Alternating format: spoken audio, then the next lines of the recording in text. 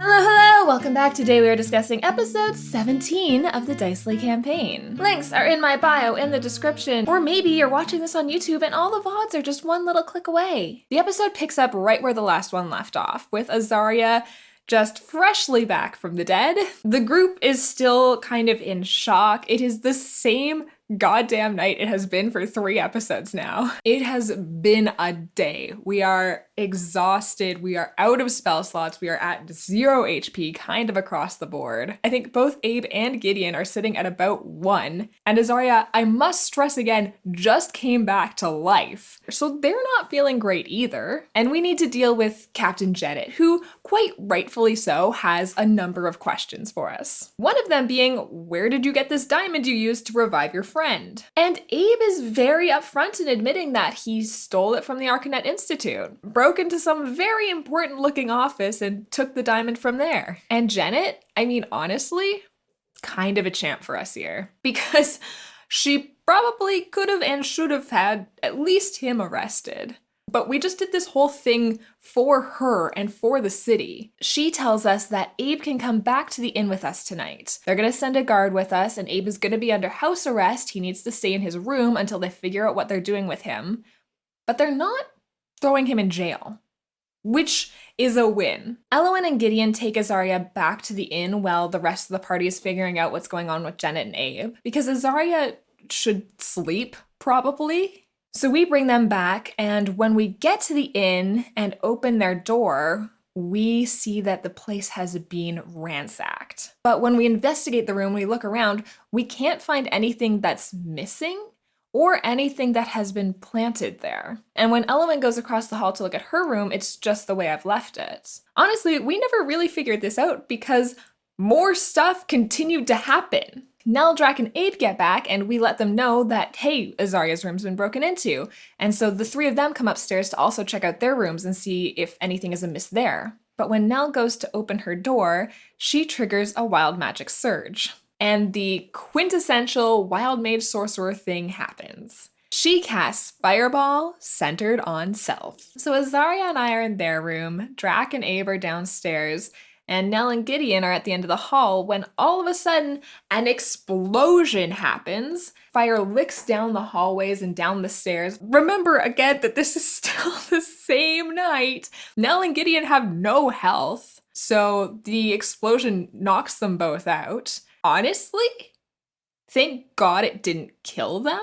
It very easily could have outright killed them. Sometimes, I think our group might just be in over our heads. In general, with everything we're doing. Because now the hotel's on fire, and Nell and Gideon are passed out in the hallway. I mean, it's all okay. We can run out, we can stabilize them, put out all the fires, and it's kind of just a terrible end to a terrible night. Janet, honestly, thank the gods for Janet. She runs upstairs, she helps everyone, gets us all water, and then she helps to move us all into a new inn down the street from where we were before. When we wake up the next morning, we realize that now that we have solved the crime, we can actually go to the library. The whole reason for coming to Vallum Bridge, it's finally coming together. We're going to that library today. But just before that happens, Nell does go up to visit Abe because Abe's not allowed to come with us. He's under house arrest. And Adam does this monologue here that is just so good. Man, Adam is so good at storytelling. I cannot do this monologue justice. You should really go watch the VOD to see this one. The timestamp is about 2 hours, 4 minutes, and 10 seconds in. Go check that out. But the TLDR of it is Adam explains how Abe felt when he harvested his first soul, which we saw in our last battle. But it's just this beautiful descriptive monologue.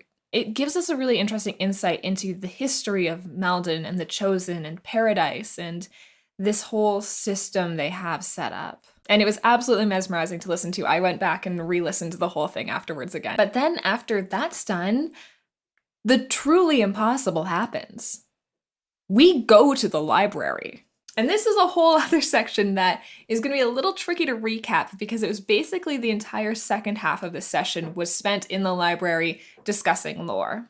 So I'm not going to go into a whole lot of detail about any of this stuff because it was kind of just a giant information dump. But I did want to call out that the way Denny did this, I thought was super, super clever. Because we kind of have a giant group of nerds here, and a number of these characters and players really like books and really like stories and information. So Denny asked us ahead of time to tell us what we wanted to research at the library. So I don't know about the other players, but I sent him 4 major points of things that I wanted to look up. So what Denny did is he actually wrote out a ton of documentation for us ahead of time before the session and allowed us to kind of read through it before we got to the library. I thought it was a really good way of doing it because it meant that Denny didn't just have to like monologue at us for 2 hours. It gave the agency back to the players and to the characters because I knew what Elwyn had learned, what she'd researched, but the way that I wanted to explain it to the other characters was my choice. So if there was anything in that information that I didn't want to share with the rest of the party, I didn't have to.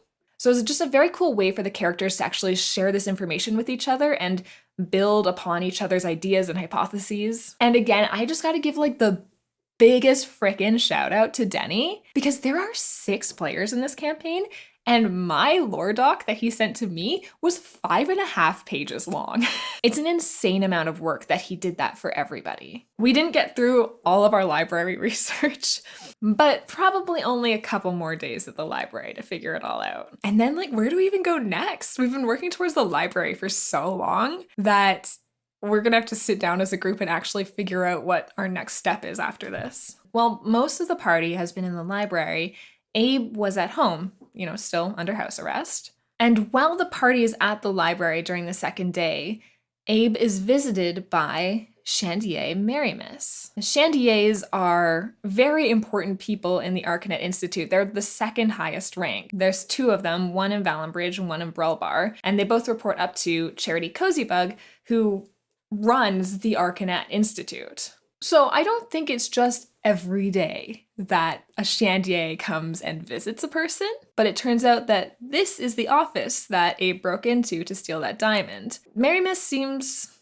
generally okay, and Shandier Merrymiss says that he won't press any charges at all as long as Abe comes to visit him in his office the next day. And, what's Abe gonna do but accept? The Arcanet Institute in general exists to gather information. I can see why Merrymiss might be very interested in learning more about Abe, though I don't know what it is about Abe in particular that seems that much different than the other Argan folk that exist in the world. In any case, am I concerned that Merrymiss wants to run weird experiments on Abe?